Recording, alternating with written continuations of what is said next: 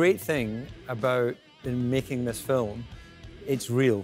You know, when the aircraft is a few meters above the car on the airfield, that is real. That is the skill of Martin.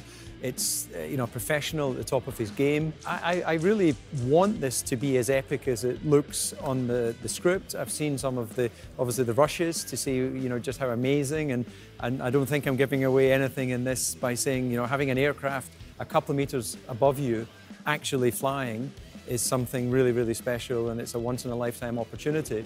So it brings together the best of everything that Red Bull has in a very creative way, where I get to enjoy the journey and kind of be one of the stars of the show.